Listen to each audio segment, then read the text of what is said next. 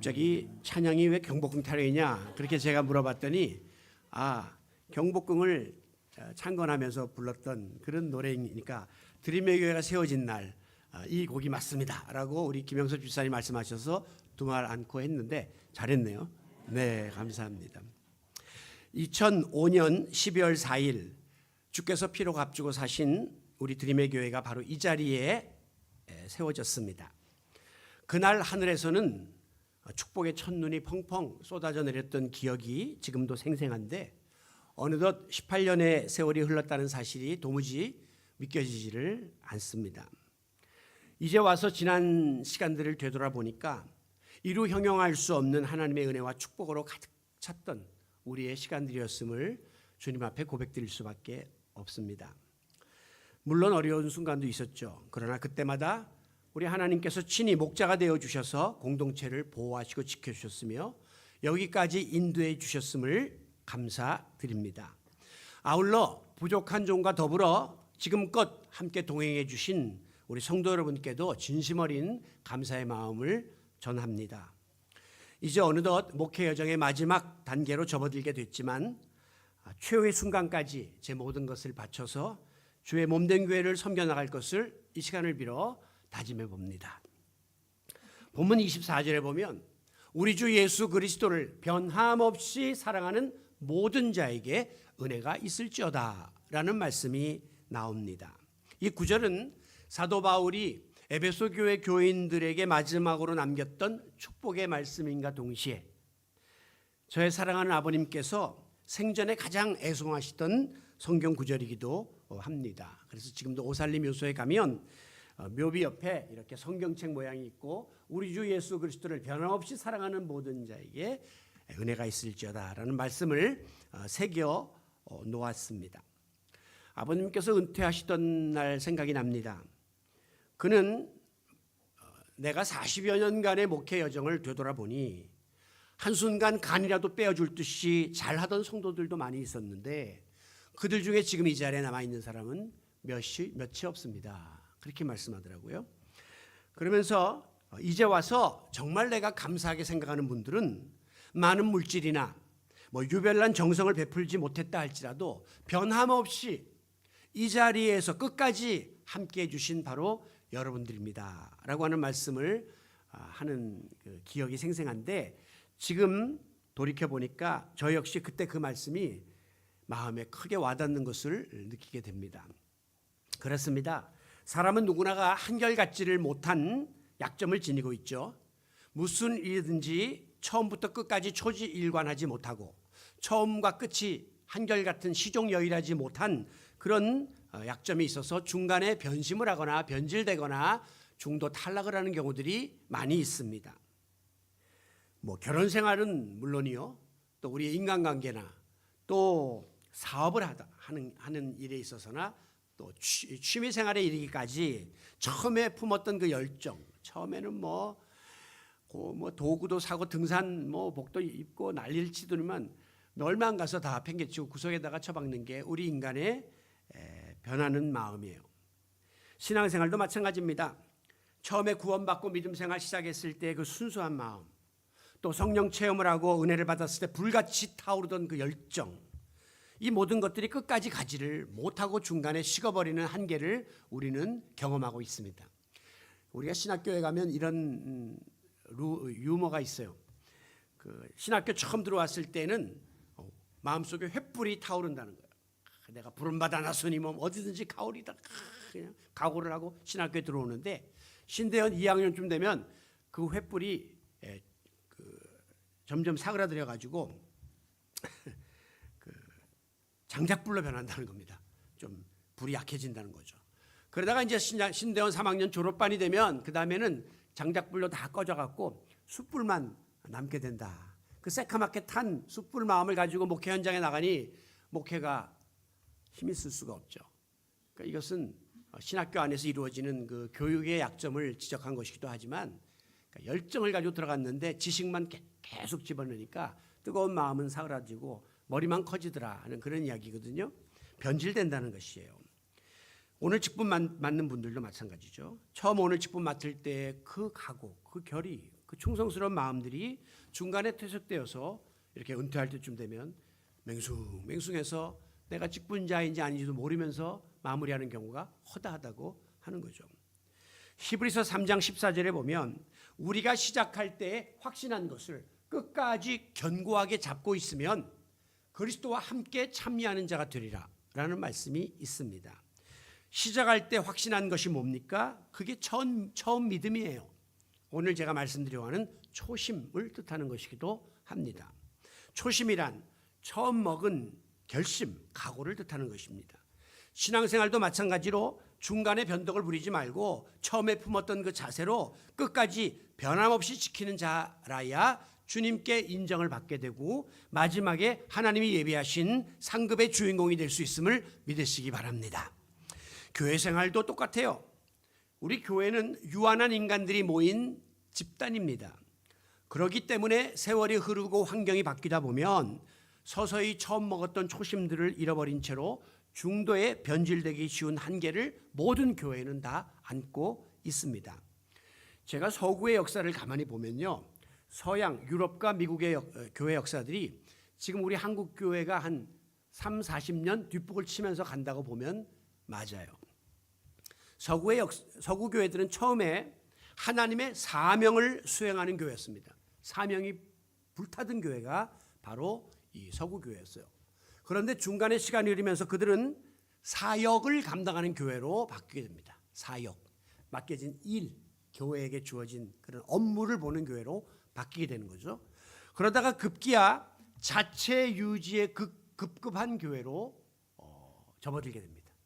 이제 교회가 생존을 걱정하는 교회가 됐던 거죠.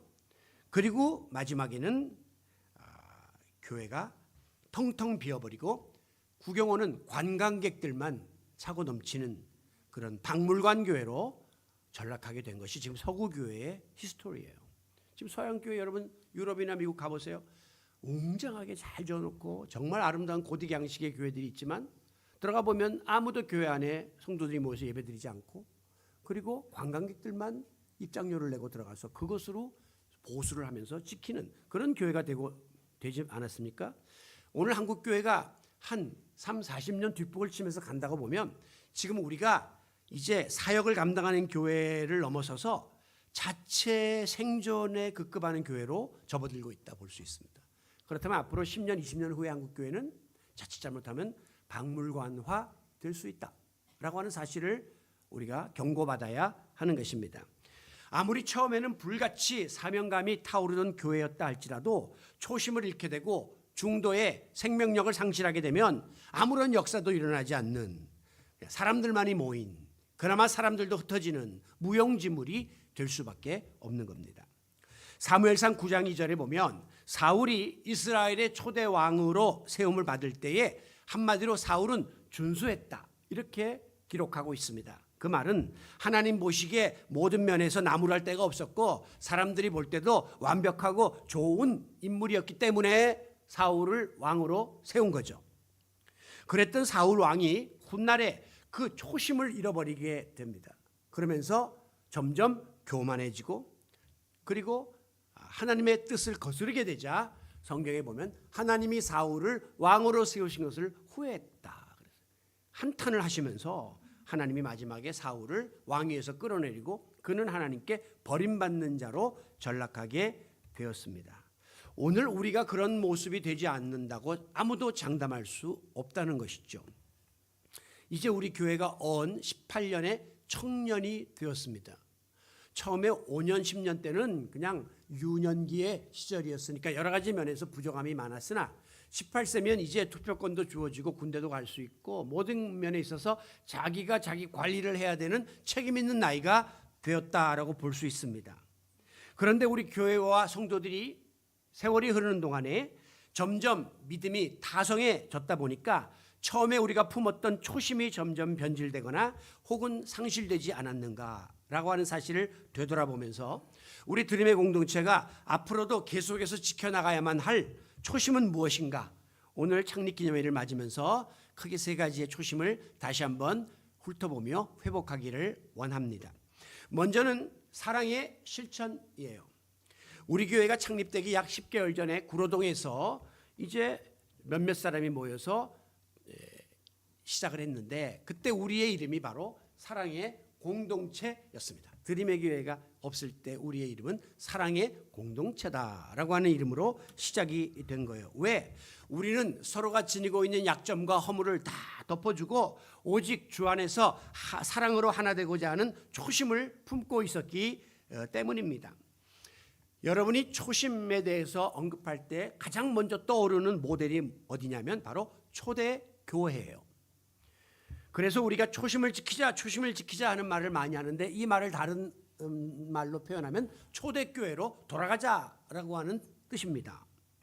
사도행전 2장에 보면 오순절날 성령 강림 사건 이후에 믿는 사람들이 점점 늘어나게 되자 사도들을 중심으로 초대교회가 형성되게 되었습니다. 초대교회는요, 건물이 없었습니다. 성경에 보면 누구네 집에 있는 성도들에게 문안한다. 다 집에서, 가정교회에서 시작이 되었고요. 초대교회는 조직도 없었습니다. 무슨 재직회, 당회 이런 거 없어요. 초대교회는요, 풍요로운 자원도 없었고, 특히 프로그램도 지금처럼 뭐 무슨 학교 뭐 성경 이런 거 없었습니다. 그리고 사역도 다양하지를 못한 아주 원시적인 교회가 초대교회예요. 그런데 오늘날 이렇게 발전하고 다양해진 이 현대교회가 왜 옛날 원시적인 초대교회를 그리워하는 겁니까? 왜 우리가 그리로 다시 돌아가자고 하는 것입니까? 그 말의 의미는 처음에 교회가 생겼을 때에 지녔던 그 잃어버린 초심을 되찾자는 거예요. 그리고 그들의 그 순수했던 정신을 회복하자고 하는 의미인 것입니다. 사도행전 2장 44절에 보면 믿는 사람이 다 함께 있어 모든 물건을 서로 통용하고 재산과 소유를 팔아 각 사람의 필요를 따라 나누어 주었다. 물건을 서로 통용했다는 것을 유무상통이라고 하는 거고요. 있는 사람들은 없는 거 다 팔아갖고 없는 사람들의 필요를 다 채워주는, 그야말로 상상할 수 없는 사랑의 공동체가 초대교회의 모습입니다. 이거는 사랑이 없으면 절대 할 수 없는 일이에요. 어제 그 무슨 매체를 보니까 영화배우 신영균 씨가 수백억의 모든 재산을 지금 다 환원하고 있다. 자기는 마지막 죽을 때 관에 성경책만 한 권 넣어달라, 그렇게 이야기한다는 말씀을 보면서 참 감명을 받았는데, 마음속에 사랑이 없으면 그런 거를 못한단 말이에요. 명예 때문에 하겠습니까? 못해요. 그래서 우리는 이 초대교회를 사랑의 공동체라고 부르는 겁니다. 특별히 믿는 사람이 다 함께 있어 그랬죠. 여기 믿는 사람의 카테고리 속에는 당시에 다양한 부류의 사람들이 다 포함됩니다. 사도들이 있었죠. 그들을 중심으로 유대교회에서 회심한 유대인들이 있었고요. 이방 종교에서 회심한 이방인들이 있었습니다. 이 사람들은 태생 자체가 완전히 다른 사람들이기 때문에 하나가 될 수 없는데 그 교회 안에 뭉친 거예요. 그런가 하면 처음에 교회에는 사회적으로 신분상에 있어서 하류층들이 모여들었습니다. 하인들, 종들, 그리고 가난한 그런 소외계층들이 많이 교회의 주류를 이루고 있었어요. 그런데 사도 바울이 회심한 이후로부터는 바울의 그 영향력 때문에 지식층들, 부유층들, 권력층들도 교회에 몰려들기 시작을 해서 이 교회가 정말 어떻게 보면 하나가 될 수 없는 공동체가 된 거예요. 있는 사람부터 없는 사람까지, 배운 사람부터 못 배운 사람까지, 그 사람들이 다 어우러져 있어요. 여러분들이 밖에서 어떤 모임에 가면 그 어떤 자격이 있습니다. 어디 동호회 그러면 그 지역 사람들만 모이고, 뭐 어디 향후회 그러면 또 마찬가지죠. 또 그 취미를 향유하는 사람만 모이고, 그 군대 출신들만 모이고, 그 자격이 있는데 교회는 아무나 와도 조소예요. 그래서 우리 목사들이 설교하기가 참 힘든 거예요. 어느 정도의 공감을 가진 레벨의 사람들이 모이면 거기에 맞춰서 설교하기가 쉬운데, 교회는 일자 무식 할머니부터 박사님까지 여기 다 있단 말이에요.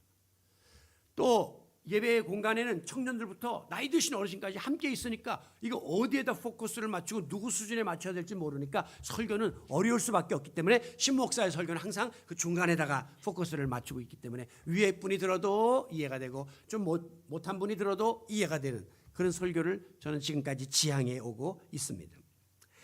여러분, 그런가 하면 이 교회 안에 여전히 모든 면에 있어서 서로 불신하고 무질서하고 불안정하고 불확실한 그런 모든 요소들이 공존하고 있었어요. 설상가상으로 외부에서는 또 기독교를 핍박하고 이단이라 그러고 어려움을 주니까 굉장히 초대교회 공동체는 대내외적으로 어려운 상황에 놓여 있었던 겁니다. 그럼에도 불구하고 그들은 모두가 함께 했다라고 했어요. 무엇을 기준으로? 예수님이 가르쳐 주시고 실천하신 사랑의 정신을 기초로 사랑의 공동체를 이루고자 모두가 합심하여 전심전력했던 것입니다. 시편 133편 1절에 보면 보라 형제가 연합하여 동거함이 어찌 그리 선하고 아름다운고라는 말씀이 있는데요. 우리 모든 성도들이 함께 모여서 마음을 품고 함께 거하는 이 교회 공동체가 하나님 보시기에 선하고 아름다운 매우 소중한 공동체라고 하는 것입니다. 여러분들은 지금 개인적으로 세상에서 여러 유형의 모임에 몸을 담고 있을 것입니다. 그 같은 모든 모임 중에 교회는 과연 우선순위 몇 번에 해당됩니까? 저는 마땅히 1번에 교회가 자리매김을 해야 한다고 생각해요. 예수 그리스도의 피로 한 피바다 한 형제자매된 성도들이 모여서 사랑 안에서 신앙생활을 하고 있는 교회 공동체는 여러분 개인에게 얼마나 소중하고 아름답고 보람 있는 공동체인지 모릅니다. 물론 세상의 모임도 때로는 우리의 욕구를 충족시켜 주지만 그러나 궁극적으로 사랑 안에서 하나 될 수 있는 이런 공동체는 밖에 없기 때문이에요. 그래서 많은 교인들이 저에게 말하기를 목사님 저는 우리 교회가요 정말 가족 같고 어떤 때는 혈육보다도 더 사랑이 넘치는 관계예요 라고 고백할 때마다 공감을 합니다.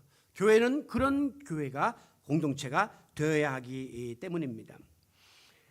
그런데 문제는 우리가 품고 있는 이 사랑이 변함없이 유지되어야 함에도 불구하고 시간이 지나다 보면 또 관계가 계속되다 보면 그 사랑이 점점점 변질된다고 하는 것입니다.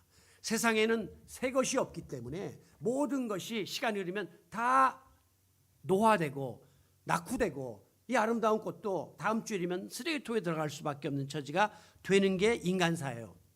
제가 어제도 결혼식을 주례하고 다음 주일도 또 결혼식이 있습니다만은 이 결혼식 주례자들이 항상 나중에 서야 때 묻는 게 뭐냐면 검은 머리가 팥뿌리가 되도록 사랑하겠느냐? 꼭 이렇게 물어보죠. 이 시커멓던 머리가 허옇게 다 될 때까지 사랑했느냐? 어제도 신랑이 네! 그러고 대답하더라고요. 씩씩하게 대답을 하지만 그러나 그 소리의 여운이 가시기 전부터 벌써 마음속에서는 점점 사랑이 식어가기 시작하는 거예요. 그래서 어느 때 어떤 결정적인 문제가 생기면 그 고비를 넘지 못하고 주저앉고 결혼이 깨지는 일들을 우리가 허다하게 볼 수가 있습니다. 그만큼 변함없는 사랑을 꾸준히 계속해서 간직하고 지속한다는 것은 우리에게 굉장히 어려운 과제입니다. 특별히 우리가 신앙생활을 하다 보면 이 사랑이라는 말을 귀가 따갑도록 듣잖아요. 그래서 우리가 머리는 잘 알고 가슴으로는 느끼고 있어요. 그래 내가 사랑해야지. 그런데 어려운 것은 손과 발로 이 사랑이 실천되지가 않기 때문에 우리가 날마다 고민을 하고 있지 않습니까? 왜 그렇습니까? 이게 사랑이라는 거는 상대적이거든요. 그런데 상대방의 마음이 내 마음 같지 않다 보니까 낙심이 되고 사랑이 식을 때가 있어요. 또 사랑은 모든 것을 조건 없이 주어야 하는데 자꾸 조건을 따지다 보니까 또 사랑이 식어버릴 수가 있습니다.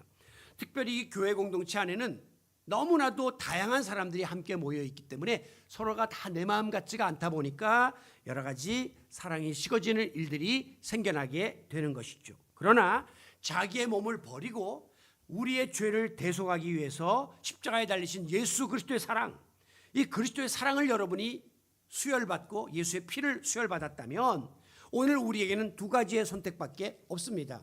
사랑하든지 혹은 용서하든지. 무슨 뜻이에요? 예수 믿는 사람에게는 미워하고 시기하고 질투하고 갈라서고 이런 모습은 통하지 않는다는 거예요. 사랑하든가 정 못하겠으면 용서하고 다시 사랑해야 되는 거예요. 예수님은 자기를 십자가에 못 박는 자들을 향하여 분노하거나 저주하지 않았습니다. 오히려 아버지여 저들의 죄를 용서하여 주시옵소서.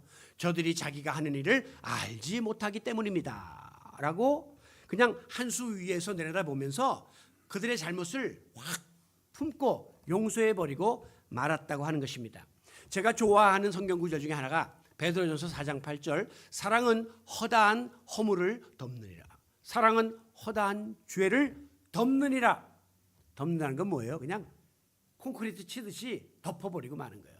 들춰내고 뭐 따지는 게 아니라 계산할 거 없이 그냥 덮어버리는 게 사랑입니다.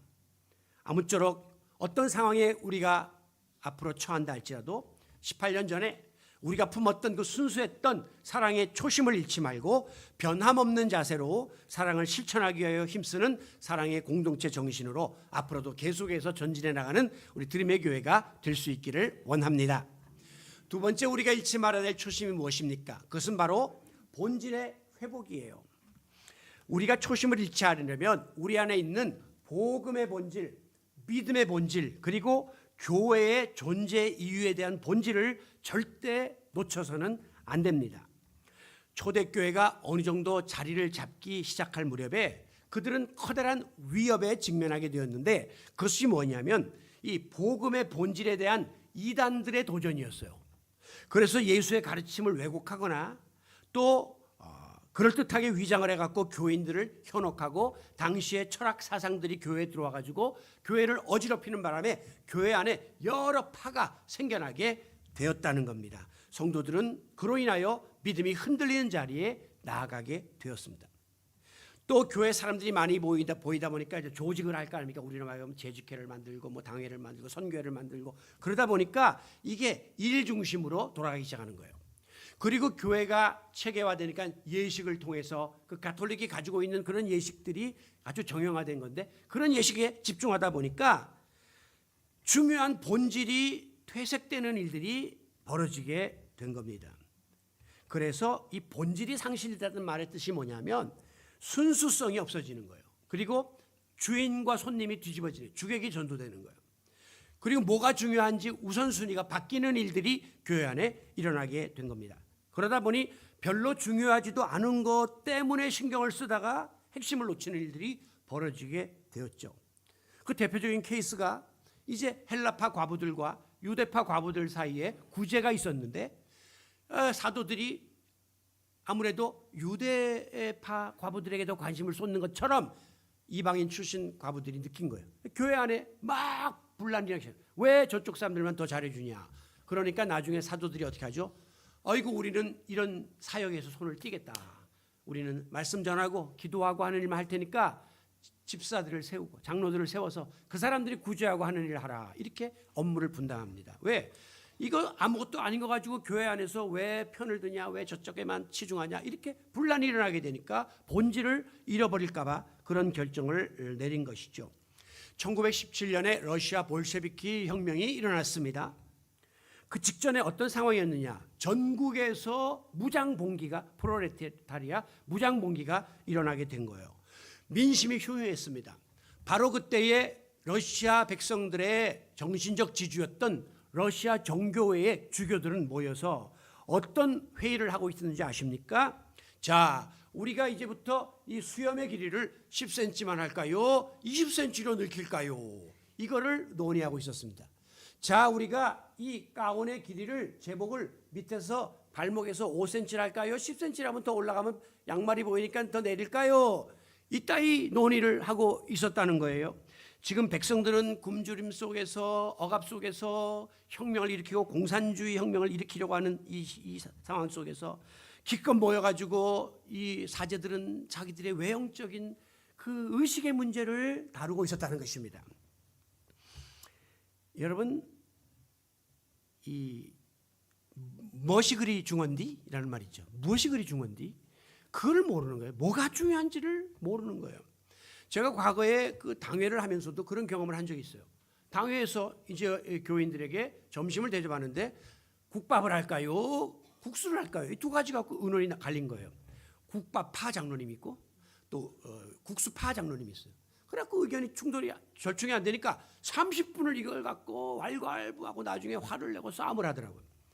아니, 교회 와서 뭘 먹으면 어때요? 아니, 안 먹으면 또 어때요? 여러분도 마찬가지고 교회에서 뭐 김밥이 짜다 뭐 왜 김밥만 먹냐. 아니, 우리가 지금 먹자고 온 게 아니잖아요. 그냥 점 하나 찍고 그 다음에 일하려고 우리가 모인 건데 무엇이 그리 중요한디?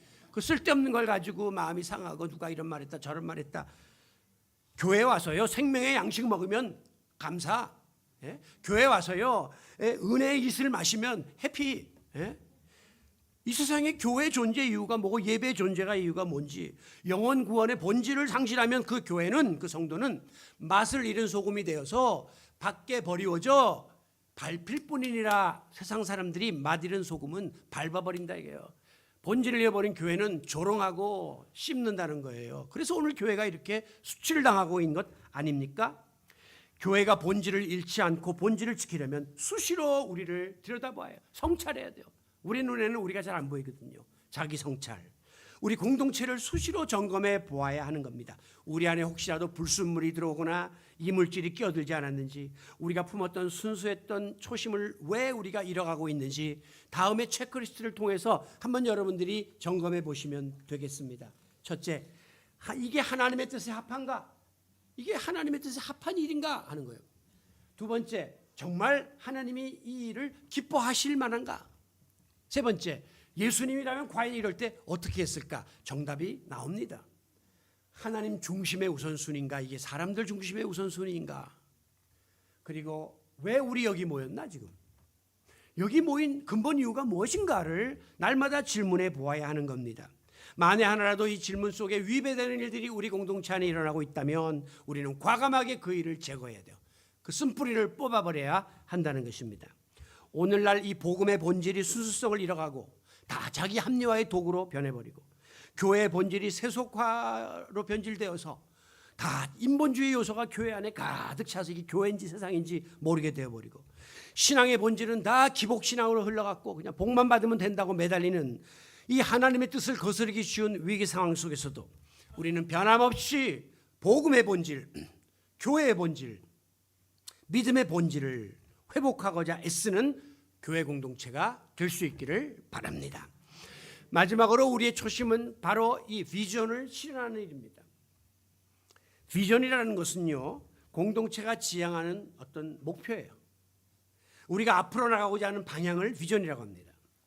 여기 구성원들이 한 마음을 품고 이루고자 하는 어떤 뜻, 의지, 이것을 우리가 비전이라고 이야기합니다. 우리의 청사진이죠. 우리 교회가 그리고 싶은 청사진. 사도행전 2장 46절에 보면 초대교인들은 날마다 마음을 같이하여 성전에 모이기를 힘썼다라고 기록합니다. 마음을 같이 했다는 것은 한 마음, 한 뜻으로 성전에 모였다는 것은 같은 비전을 품고 그 비전을 실현하기 위해서 전심전력했음을 보여주고 있는 것입니다. 우리가 어린 시절에 그 국민학교 때 이런 과학 실험을 했죠. 돋보기를 가지고 이렇게 먹지를 놓고 이렇게 쏘이면, 해를 받아서 쏘이면 이게 얼마 있다가 연기가 부르르 나는 이런 희한한 모습을 우리가 보고 박수를 치곤 했습니다. 뭡니까? 우리 모든 성도들의 마음들이 모아져 가지고 이 하나로 투사되면 거기에서 기적적인 역사들이 나타난다는 거예요. 우리 개개인은 힘이 없고 약하고 목사 혼자는 불편하지만 여기 모인 공동체원들이 마음을 모아서 태양빛처럼 하나로 이 투사시키면 여기에서 이 종이가 불타는 일들이 일어나게 됨을 믿으시기 바랍니다. 그래서 교회 공동체는 위대한 거예요. 굉장한 파워를 가진 공동체가 교회입니다. 우리 교회는 창립 이후로 드림, 섬김, 나눔의 3대 비전을 설정하고 이 목표를 이루기 위해서 부족하지만 나름대로 애써왔습니다. 저는 이 세 가지의 비전을 정한 것을 최근에 많이 후회할 때가 있습니다. 왜냐하면 사람은 손이 안으로 굽는다고 이게 밖으로 자꾸 나누고 드리고 섬기는 거는 이걸 밖으로 내보내는 일이니까 어색해서 싫어해요, 사람들이. 그냥 안으로 자기가 품는 일은 좋아한단 말이에요. 그러니까 이 비전이 너무 공허하게 느껴질 때가 있어요. 여전히 사람들은 다 자기 중심으로 사는데 내가 아무리 드리라 섬기라 나누라 한들 이런 게 되겠는가. 그럼에도 불구하고 하나님께 모든 것을 드리고 giving, 성도 간에 서로 섬기며 serving, 그리고 이웃들을 향한 나눔 sharing, 이 세 가지의 목표를 실천하기 위해서 우리는 지속적으로 노력을 해야 됩니다. 이 목표는 앞서 말씀한 것처럼 손이 안으로 굽는 인간의 속성상 이 세 가지는 다 밖으로 해야 하는 것이기 때문에 힘이 들고 어렵고 어색하고 불편해요. 그러나 이 나눔의 정신을 실천해야만 할 당위성이 오늘 우리 그리스도인들에게 주어졌음을 잊지 마시기 바랍니다. 사람은 두 종류의 사람이 있다고 합니다. 하나는 소유지향적인 사람이에요. 뭐든지 가지려고요. 보면은 이거 좋은데 놔줄래? 자꾸 모으려고 하는 사람이 있는데 이런 사람들의 마지막은 아무것도 소유하지 못한 채 빈손으로 가는 불쌍한 인생이 될 수밖에 없습니다. 그러나 남에게 주고 베풀려고 하는 손길이 있습니다. 그분들은 그냥 자기가 소유하는 그 기쁨보다 남이 받아서 그 사람이 좋아하는 그 모습을 보고 더 좋아하는 거예요. 그러니까 막 김치도 막 해다 주시고 뭐 있으면 좋은 거 있으면 나누려고 애를 써요. 당장은 내가 손해보는 것 같지만 그 속에서 참된 보람과 의미를 찾는 삶이에요. 우리는 어떤 삶을 살아야겠습니까? 당연히 후자의 삶이 그리스도인의 삶임을 삼척동자도 알고 있단 말이에요. 서울대학교의 노령사회연구소장인 박상철 교수는 장수의 비결을 다음에 세 가지로 이야기하고 있습니다. 남 탓, 나이 탓하지 마라. 두 번째는 남에게 주는 사람이 되라. 그리고 세 번째는 무엇이든지 일을 하라. 그렇게 말하고 있습니다. 사실 남에게 베풀기를 힘쓰는 일을 하면 더 좋겠죠. 그것은 우리의 영혼을 살찌게 하고 우리의 육체도 장수하게 만드는 비결이 되는 거죠. 왜? 행복감이, 보람감이 날마다 넘쳐오기 때문입니다. 예수님이 가르쳐 주시고 친히 보여주신 삶의 모범도 나누고 베푸는 삶이었습니다. 당신의 모든 것을 주고 나누고 베풀다가 마지막에는 하나밖에 없는 생명까지도 아낌없이 내어주신 나눔의 삶이 예수님의 삶이었어요. 이 나눔의 정신을 이어받은 교회가 바로 초대교회예요. 이 초대교회 나눔의 정신을 실현해 나가는 교회가 우리 드림의 교회가 되어야 할 줄로 믿습니다. 제가 예언하는데요, 앞으로는 얼마나 많이 지니고 있느냐 하는 것에 따라서 평가를 받는 세상이 아니고 얼마나 나누고 베푸느냐 하는 것에 따라서 개인이나 기업이나 국가나 교회가 평가받는 시대가 도래할 것입니다. 돈 많이 재산 많이 갖고 있는 기업은 손가락질 당해요. 그러나 사회적 책임을 가지고 나누려고 하는 정신을 가진 기업들은 존경받는 기업이 될 수 있는 거예요. 10여국의 사람들을 대상으로 여론조사를 했는데 그중에 한국 사람이 제일 행복의 조건 1순위는 돈이다. 그렇게 답을 했습니다. 오히려 저 히말라야나 그런 오지에 사는 백성들은요, 돈보다 이 자기들의 삶이 행복하다고 우리보다 행복도가 높아요. 우리는 이렇게 잘 사는데도 행복지수는 낮고. 왜? 그들은 삶 자체를 그대로 받아들이면서 행복해하는데 우리는 물질의 기준을 두기 때문에 이게 못하면 행복하지 못하다고 날마다 안타깝게 자기 자신을 한탄하기 때문에 그런 거예요. 그나마 60% 이상은 운 좋게 부모 잘 만나서 부모님이 물려준 돈으로 이렇게 잘 먹고 살고 있다고 답하고 있습니다. 그러다 보니까 우리나라 사람들의 머릿속에는 부정과 비리를 통해서 부를 축적하는 구조가 우리 사회 구조잖아요. 부자는 비리가 있을 수밖에 없다. 그런 개념을 갖게 되는 겁니다. 왜? 끝까지 나누지 않고 움켜쥐고 자식한테 줄지언정 그냥 가지고 가니까요. 여러분, 머지않아서 이런 지나친 부의 축적은 부끄러움이 될 수 있습니다. 특히 그리스도인들에게 그렇습니다. 우리가 지나가다가 웅장한 교회 건물을 봅니다. 수천억이 들었대요. 그런데 그거 보면서 지나가는 사람들이 와, 교회 멋있다, 훌륭하다 박수 치는 사람은 한 사람도 없습니다. 하나같이 이거 뭐야? 이거 백화점이야? 교회가 저래야 돼? 왜 저렇게 돈을 쏟아부어? 다 비난한단 말이에요. 많은 교인들이 모입니다. 와, 굉장하구나. 박수 치지 않습니다. 교통 위반하고 막 주차 아무데나 하고 주민들에게 민폐를 끼칩니다. 오히려 있는 교회, 큰 교회가 더 손가락질 당하고 비난을 받아요. 왜? 물질이 많아서요? 아니요. 그 물질을 바로 나누고 베풀고 쓰지 않기 때문에 비난을 받는 것입니다. 초대교회는요, 온 백성에게 칭송을 받았다. 믿지 않는 사람들이 초대교회를 보고 박수를 쳤다고 기록하고 있습니다. 왜? 그들이 자기 교회 중심으로 모아서 교회 짓고 성도들끼리 프로그램하고 이런 거에 치중한 것이 아니라 세상에 선한 영향력을 끼치면서 나누고 베풀고 없는 사람 팔아서 주고 사랑을 실천하니까 믿지 않는 자들이 칭찬하고 존경할 수밖에 없었던 것이죠. 오늘날 한국교회와 목회자와 성도들이 불신자들에게 이렇게 지탄의 대상이 되고 있는, 그리고 사회 전반에 반기독교적인 정서가 팽배해서 기독교를 가리켜 개독교라고까지 비하하는 이 심각한 위기 상황을 우리는 뼈저리게 받아들여야 돼요. 그냥 한 귀로 스쳐 지나가면서 웃고 넘어갈 게 아니라 왜 우리가 이 지경이 되었나라고 철저한 반성이 있어야 한다는 것입니다. 아무쪼록 어두운 세상을 밝히는 빛과 소금의 역할을 감당하기 위해서라도 우리는 드림, 섬김, 나눔의 사역에 이 초심을 잃지 말고 적지만 부족하지만 어렵지만 그러나 이 공동체의 비전을 실현하기 위해서 최선을 다해 달려나가는 우리 모두가 되시기를 바랍니다. 오늘 말씀을 마무리합니다. 오늘 본문 24절에 우리 주 예수 그리스도를 변함없이 사랑하는 모든 자에게, 변함없다라고 하는 이 말은 영어에서 unchangeable, change, 바뀌지 않는다는 거예요. unchangeable. 처음과 나중이 한결같은 것입니다. 꾸준한 겁니다. 겉과 속이 같은 겁니다. 반대말은요, 변덕을 부리는 겁니다. 반대말은요, 중간에 변질되는 것입니다. 여러분, 오늘 우리는 우리의 초심이 더 이상 변질되지 않도록 어떻게 이 문제를 풀어가야 할 것입니까? 내 마음, 나도 어떻게 할 바가 없는데 내 힘으로 안 되니까 자꾸 이렇게 마음이 약해서 마음은 온유돼 육신이 약해서 또 넘어지고 쓰러지고 손이 다시 오그라들고 자꾸 초심을 잃게 되는 이 문제를 어떻게 풀 수 있는 것입니까? 그것은 오직 한 길입니다. 전능하신 하나님의 도우심으로 하나님의 수중에 우리가 잡혀야 돼요. 하나님의 장중에 잡혀야 하나님이 우리를 그렇게 몰아가실 것입니다. 그리고 구체적으로 보혜사 성령께서 우리의 마음속에 계속해서 권면하시고 깨우쳐 주시고 그렇게 할 수 있도록 힘을 주셔야만 가능하다는 사실을 깨닫고 오늘도 교회의 머리 되시는 예수 그리스도께 우리의 교회를 내어드리고 우리 모두의 마음을 내어드리는 성도 여러분들이 되시기를 바랍니다.